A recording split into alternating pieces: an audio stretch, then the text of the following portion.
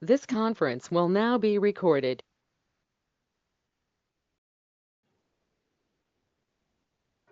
And welcome. This is the fourth in our series for the transportation plan update.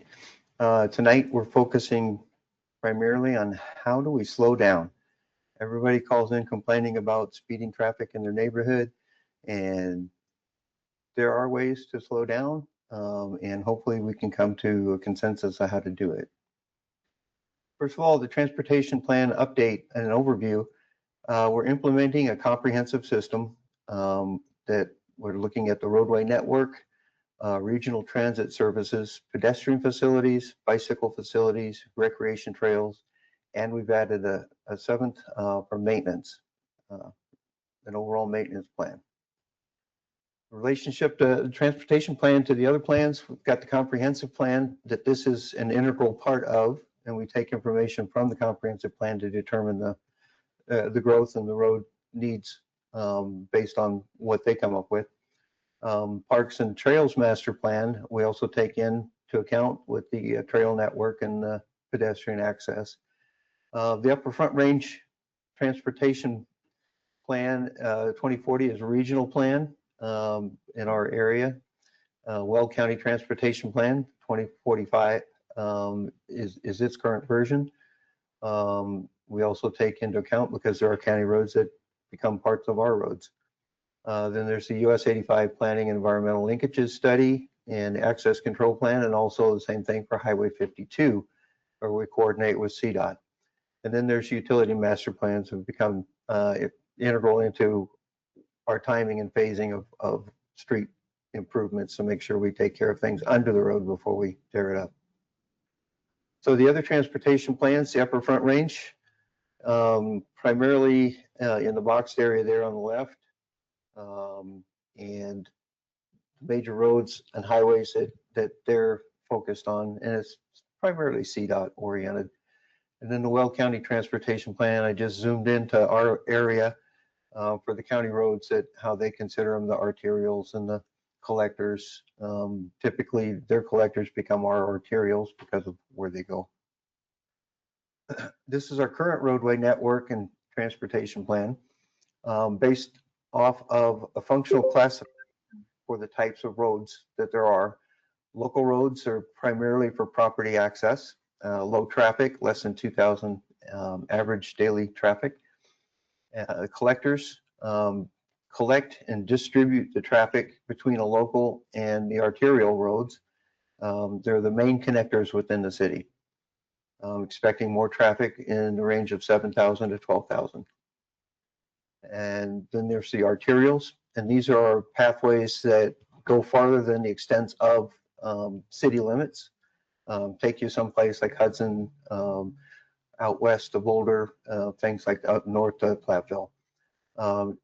Those are expected to be an unimpeded or minimally impeded traffic, and pretty much designed for traffic volumes of about 12,000. Speed limits in our city. State standards. There's only two applicable in there that kind of fall on us with where their classification is. The narrow winding they have in there, a business district and residential districts. Ironically, they have flipped of what we prefer. Business districts being a 25 mile per hour speed limit, 30 for a residential. And then there's the highways and the 4-lane highways at 65 mile per hour. Primarily based on roadway surface conditions, the number of accesses per mile is how we're going to break out our speed limit designations. And then special occasions, if there's limited sight distance due to a vertical or horizontal curve, and the distance to required stop or an intersection, and then the amount of pedestrian activity. So we break out special areas consideration of school zones, where we restrict the speed limit to 20 during school hours. Local streets, we're at 25 mile per hour. Business zones typically will be 25 mile per hour also. These are reduced speeds because of an increase in pedestrian activity. And then when we get to our unpaved gravel roads, max safe speed on those typically are 30 miles per hour. If people are trying to drive faster than that, it's just unsafe in varying conditions with an unpaved road. Our minor collectors, we start out at 30 mile per hour. And then the major collectors in our arterials starts out at 55 miles per hour. That's a max speed limit that would be allowed. And then we reduce it based on the number of access points on that street per half mile. So we look at it based on if there's less than 5 per mile accesses, then the speed limit can stand. Also, and if it's less than a half mile to the stop, where it intersects or there's a traffic control.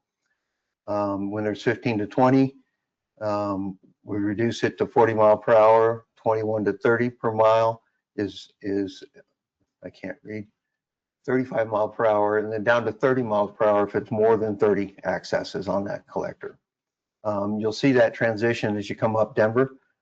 We've already posted that in compliance with this standard. We actually counted every driveway, every street, every access point, whether it's a ditch crossing or something like that, and then distribute those. So as you're coming down, and it's 45 at the far south end, and as you're coming up, when about the time you hit the residential areas there in the county, it drops down to 35, and then again to 30 about halfway to Cahill, and then 25, because then you're within the residential area.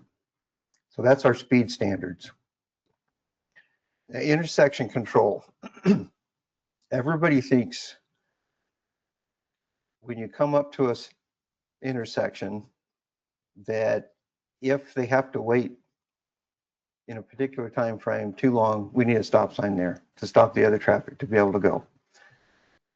There's some standards on setting for when traffic's control, like a stop sign or a signal, is warranted, and that's what you hear called a warrant for control of the intersection.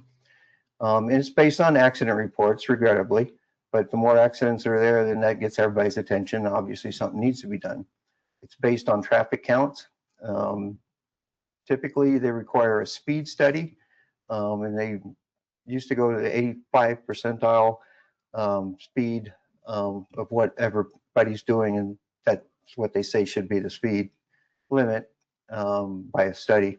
And then field evaluation based on vertical sight distances and things. But to be valid for a warrant, they look at 8-hour vehicle volumes, 4-hour vehicle volumes, a peak hour vehicle volumes, pedestrian volumes, go crossings, our consideration, coordinating a signal system, crash experience, and then the roadway network. So it's looking at all traffic all day long, and you don't want to intercept. And basically, the major street always gets priority, and a minor street or a smaller street with less traffic is the one that gets the stop sign. To make it a four-way, it can create unintended consequences. Intersection control, stop signs are not a means to slow the traffic. We get a lot of calls say, I need a traffic sign at this intersection, they're going too fast. Well, that's the wrong justification for a stop sign. The major street right-of-way always has right-of-way over the minor street. 5 or more crashes in a 12-month period is a justification. Minimum volumes, 300 vehicles per hour from the major street, total on both sides, 8 hours over an 8-hour time frame. 200 vehicles per hour plus pedestrian, and adding pedestrian and bikes in with that from the minor street in the same 8-hour with the 30-second delay. So somebody's waiting more than 30 seconds for an extended period because of the count traffic, then it could justify control at the intersection. And then the 85th percentile speed is over 40 mile per hour on the major street. And so then it goes down to 70% of the average daily traffic. So it's high speed, restricted views, crash records are the primary considerations. For the traffic signal, condition A to be met is a minimum vehicle volume on the major street versus the minor street of 500 average traffic compared to 150 on the minor street. Condition B is interruption of the traffic on the major street, and the minor street is 750 to 75. These are all kind of standard in what CDOT looks at when they're looking at intersection control. You don't want to get over crazy with stop signs or traffic signals because you get unintended consequences. Too many stop signs, and often they're ignored. We actually did a trial study several years back on Grand. I had several calls in that a citizen wanted a stop sign on Second at Grand to make that a three-way stop sign. We already had one at Third, and somebody called in wanting one at Fourth. I put them all up. We got a lot of calls on that. A lot more people called in complaining about too many stop signs than the ones that were wanting the stop signs. It also increases speeding between the stops. If somebody has to stop continuously, like every half mile, every quarter mile or something, they got to make up the time. So you tend to drive faster between the two stop signs. Increased accidents, rear-end collisions, somebody's not paying attention, the stop sign kind of comes up and the person behind you is not paying attention and you get into a mess. It also increases noise and pollution. The more you stop, the longer the engine's running and not continuously running in a traffic manner. So other ways to actually calm traffic or to slow down. I've been kind of waffling on the idea that it's really a psychological thing societally for us, that not everybody wants to comply with the standard, but the standard would be to maintain a safe speed in whatever condition you're in. And if everybody did that, we wouldn't need traffic signals. We wouldn't need signs. We wouldn't need all these measures to slow them down. So we kind of have to engineer a little bit of societal behavior. And there's a couple ways to do that. There's physical measures, which include speed bumps, raised crosswalks, chicanes, which is a waving or varying. Instead of a straight street, it gives it a little curve to it. You have to pay attention, get through. Road narrowing, roundabouts. There's visual measures, road markings and signage, colored pavement, behavioral measures, speed enforcement, radar control, community programs, little signs that say slow down.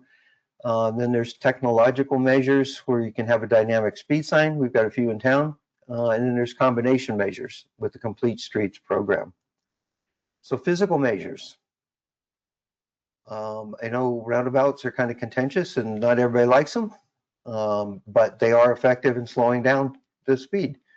You have to pay more attention as you're approaching, so slowing down to see what's coming around the loop and timing to get in the loop. Speed bumps can be effective. They can be destructive. In our environment here, we are reticent to employ them because of snow plowing.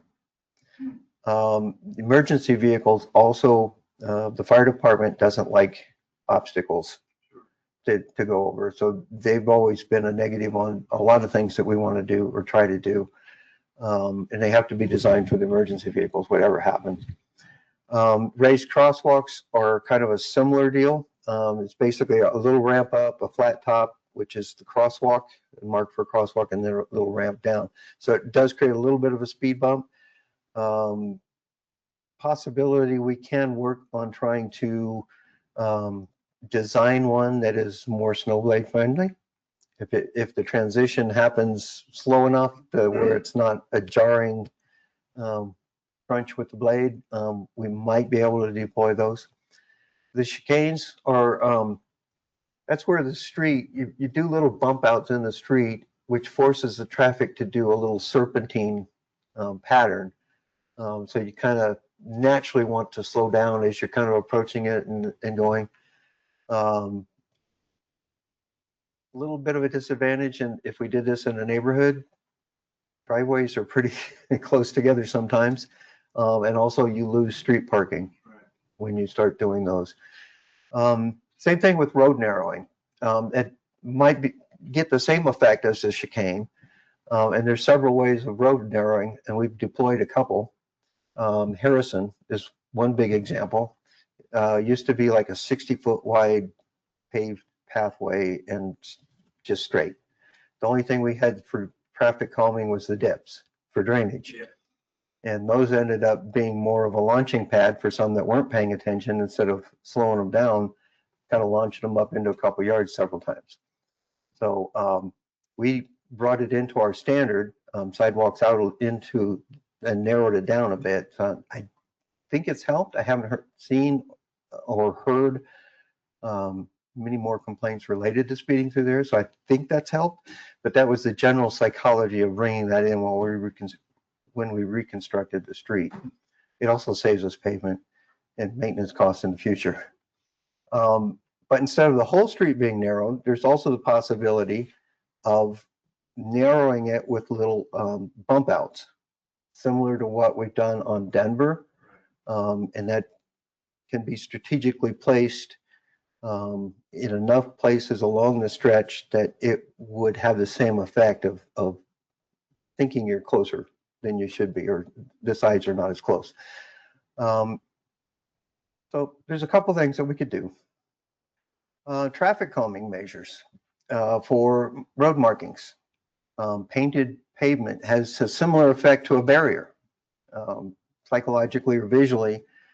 As you're approaching that intersection and you see the big orange on the right and nobody's parking, and it's a yellow curb, you tend to kind of narrowing you down, and then also visually, very visually, painting the crosswalk, like the red that's shown there, and with the triangle shark teeth. The lower one's kind of whimsical. I've always thought I wanted to try this somewhere. 3D painting of the crosswalk bars, where it looks like you're actually hopping from block to block. I've got mixed feelings sometimes about it, thinking, what if somebody really thinks it's a block and slams on their brake before they get there and somebody's behind them? But it would definitely, I think at least for a while, it would be the entertainment factor of driving up on it and seeing it. You'd want to slow down and kind of observe it a little bit longer. I don't know if that would wear off after a while, but there's a lot of literature online where folks, it's becoming a visitation destination to get pictures and things like that. So I thought that would be kind of fun to do.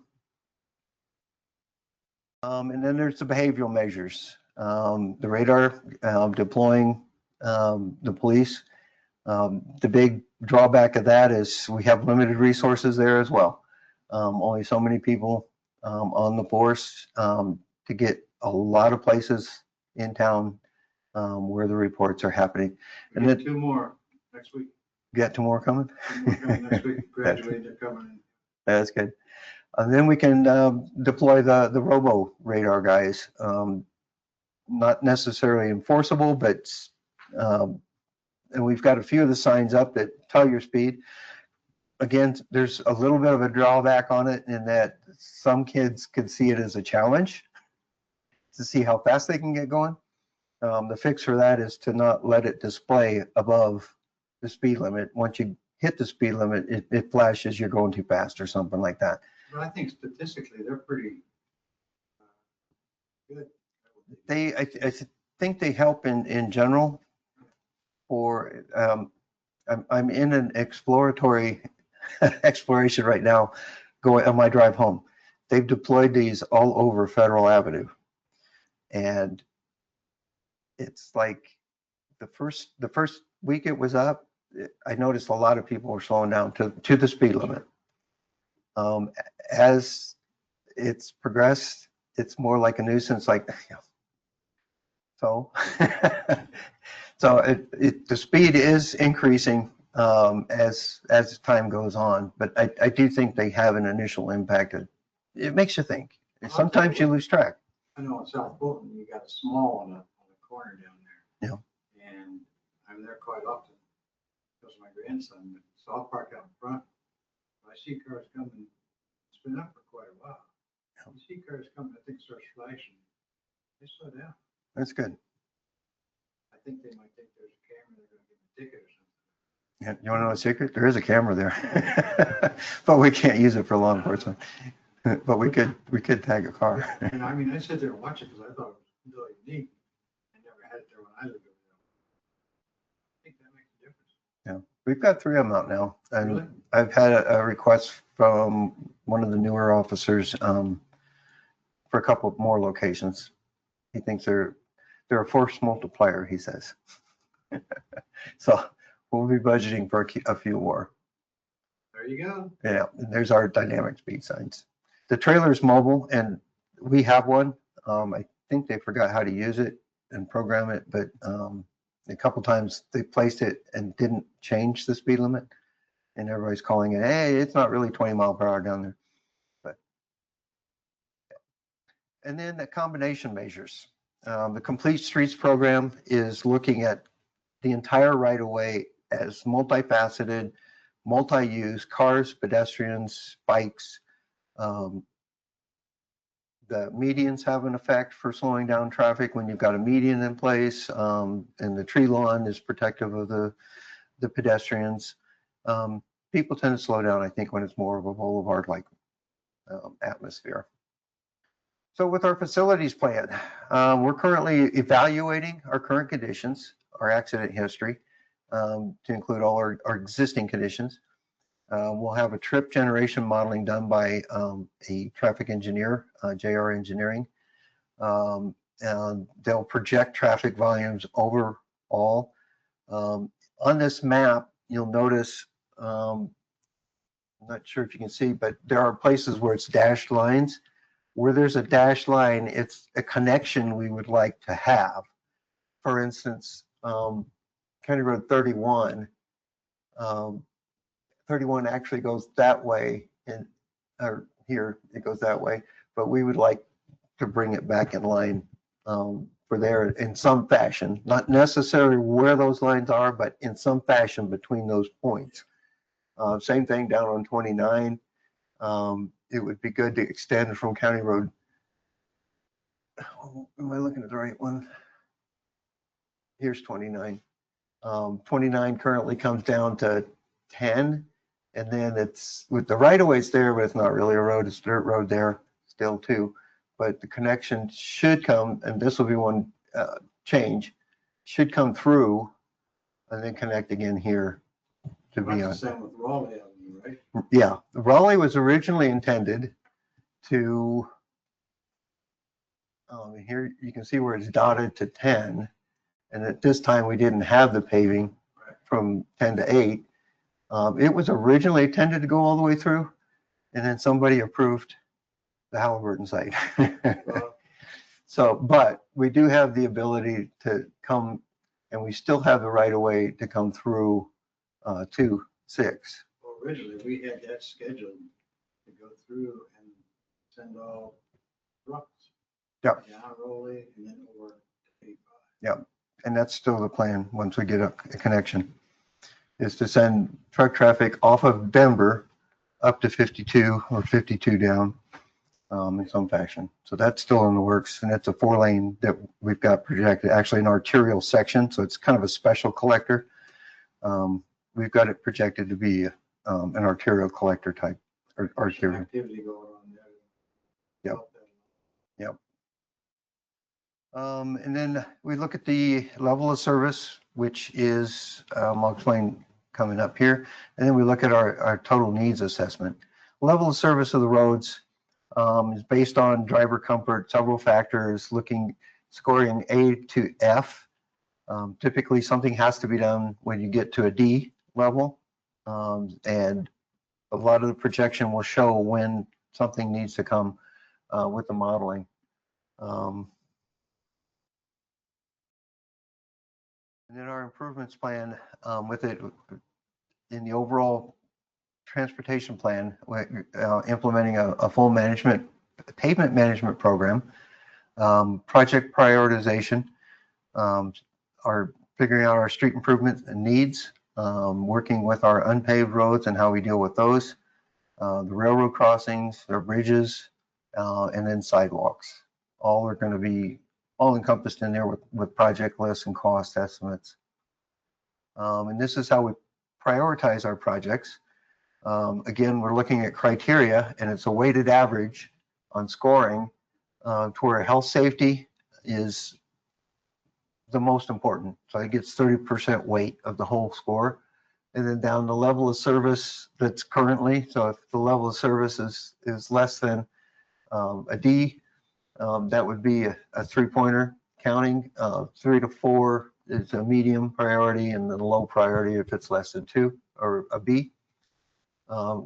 If there's regulatory compliance issues, cost implications, if we, the cost of, and the cost implications aren't the construction costs, it's the cost of delaying the project. If there's an expense factor of putting it off for a year or two, it makes sense to do it sooner than later. And then also the problems that it addresses. If I can fix more than 3, that's going to be a higher priority on that project than if it only fixes the 1. And then also public support. There'll be public input, and there'll be a public voting button on the Engage site for getting more information or more input from the public on which projects are truly important to them. So for further input, this QR code goes to our Engage website, and there are input maps, there are polls, ranking of the projects will be available. All the meetings are being have been recorded and are posted up there, and then a schedule of remaining meetings. FYI, the next meeting is in July, and it's specifically related to CDOT and Union Pacific. And what projects we have or could expect help with or fighting with to get a project done, as the case may be. Yes. So, any questions?